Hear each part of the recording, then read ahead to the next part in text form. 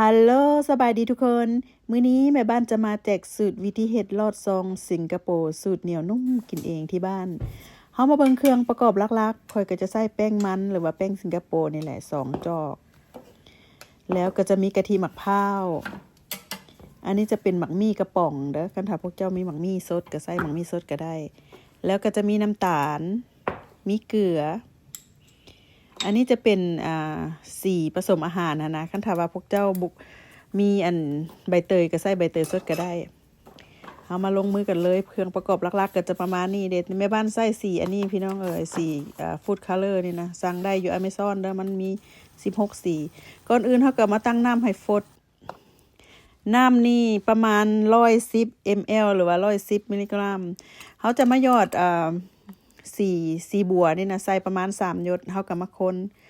ต้องบอกก่อนว่าเขาต้องเฮ็ดน้ำร้อนๆเด้อน้ำฟดน้ำบ่ฟดเฮ็ดจะบ่ได้มันเส้นมันจะขาดจะมุนอุ้ยปุ้ยหั่นนะรูปแบบก็จะคล้ายคือกันกับเฮาเฮ็ดเส้นข้าวเปียกพี่น้องต่างแต่ว่าอันนี้เฮาจะใส่น้ำหน่อยนึงเฮาก็จะมานวดให้เข้ากันดีบ่จำเป็นต้องนวดดนพี่น้องนวดพอแต่ว่าให้แป้งกับน้ำเข้ากันบัดนี้เฮาก็จะมาเฮ็ดสูตรที่2อันนั้นก็คือสีเขียวคือแม่บ้านว่าวหั่นล่ะพวกเจ้ามีใบเตยสดสามารถใส่ใบเตยสดมันก็จะเพิ่มความหอมหั่นนะเฮาก็มาคนไปคนมานวดไปนวดมานวดมานวดไปต้องบอกไว้ว่าต้องเป็นน้ำร้อนฟดเท่านั้นเด้อจะเป็นน้ำอยู่กระติกน้ำอยู่กาอันนั้นก็บ่ได้เฮาต้องเฮ็ดฟดอีหลีอลอฟดกระดอกกระเดียนี่แหละ เฮาก็มานวดไปนวดมานวดมานวดไปก็จะได้ประมาณนี้หลังจากนั้นเฮาก็จะพักในส่วนของแป้งนี้ไว้ขั้นตอนต่อมาเฮาจะมาเฮ็ดในน้ำเสื่อมน้ำหวานน้ำเสื่อมหั่นนะแม่บ้านใส่น้ำตาลประมาณน้ำตาลทรายขาวประมาณ350 กรัมแล้วก็จะมีเกลือ1บวงกาแฟน้ำนี่แม่บ้านจะใส่ประมาณ600 ml เด้อกะทิหมักพร้าวประมาณ565เพราะว่าค่อยใส่2ปองใหญ่ปองกลางกับปองน้อยว่าซั่นซะหลังจากนั้นก็เอาใบเตยสดลงไปเพื่อเพิ่มความหอมเฮาก็จะมาเฮ็ดให้มันน้ำฟดหน่อยนึงก็จะบ่ฟดพิลึกเด้อเพียงแต่เฮาให้น้ำตาลมันละลายหลังจากนั้นเฮาก็ไปพักไว้ให้มันเย็นในส่วนของน้ำเสื่อมเนาะบัดนี้เฮาจะกลับมาจะมาเฮ็ดในเส้นของข้าวลอดซองวิธีเฮ็ดบ่ได้ยากเด้อซ่าพี่น้องทำห้องว่าง่ายอีหลีบ่ต้องย่านว่าบ่เป็นเด้อ แม่บ้านแม่เฮือนผู้ใดก็ทำห้องว่าเป็นคันถ้าว่าพวกเจ้าคั่นข้าวเปียกเป็นข้าวลอดซองสิงคโปร์ก็ต้องเป็นเดี๋ยวเฮาก็จะมาล้างแบบนี้จะเฮ็ดประมาณซ้ำฝ่ามือนี่แหละพี่น้องแล้วก็บ่ต้องเฮ็ดบางเกินไปเด้อจะเฮ็ดเอาหนาหน่อยนึงแต่ว่าบัดเวลาเฮาซอยนี่เฮาจะซอยเฮ็ดเส้นน้อยๆเฮาจะบ่เฮ็ดเส้นใหญ่คือกันกับข้าวเปียกหั่นนะสำหรับว่าพี่น้องเดี๋ยวเฮาก็จะซอยไปซอยมาซอยมาซอยไปคันถ้าว่าพวกเจ้าเฮ็ดปริมาณที่ว่าหลายขึ้นไปพวกเจ้าก็สามารถเพิ่มปริมาณได้เนาะหรือว่าใส่จักนวดก็ได้บัดนี้ก็จะมาในส่วนของสีเขียวพวกเจ้าจะเฮ็ดสีเขียวสีขาวสีเหลืองสีแดงสีบัวสีหยังก็แล้วแต่เด้อก็แล้วแต่ว่าพวกเจ้าสิเฮ็ดหลายปานใดคือแม่บ้านเว้าหั่นล่ะเดี๋ยวเฮาก็จะมาทุกเทื่อที่ว่าเฮานวดเฮาจะใส่แป้ง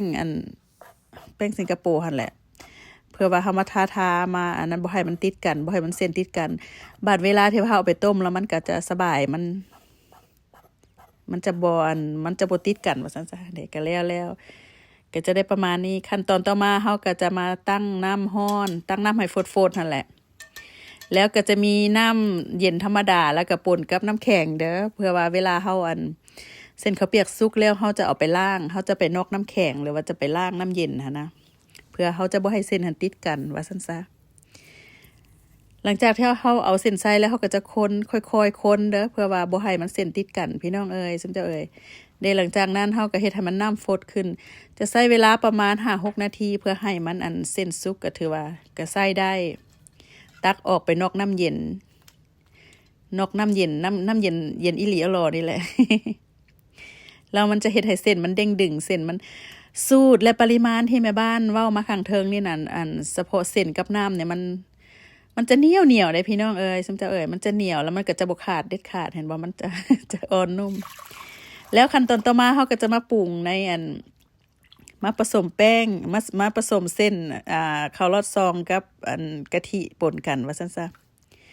น้ำตาลที่แม่บ้านเฮ็ดมัน350มันจะบ่ค่อยหวานปานใดพี่น้องคันถ้าพวกเจ้ามักหวานสามารถเติมน้ำตาลได้เด้อหลังจากนั้นเฮาก็จะมาเอา แม่บ้านใส่หมักมี่กระป๋องแล้วก็กับนมแมวหยดหนึ่งคันถ้าว่าผู้ใดมีหมักมี่สดใส่หมักมี่สดก็ยิ่งดีเนาะแต่ว่าแม่บ้านก็เพื่อความสบายข่อยก็ใส่หมักมี่กระป๋องมันจะหวานนิดนึงแต่ว่าเฮาก็เอาไปล่างรอบนึงเด้อเบิ่งเส้นนะนุ่มใส่นมแมวแล้วก็หอมไปทั่วทิพย์ทั่วแดนพี่น้องเอ้ยรับรองว่าแซ่บพี่น้องลองเอาสูตรแม่บ้านนี้ไปเฮ็ดกินเบิ่งเด้อเฮ็ดกินดีเฮ็ดขายได้เงินไปก่อนเด้อ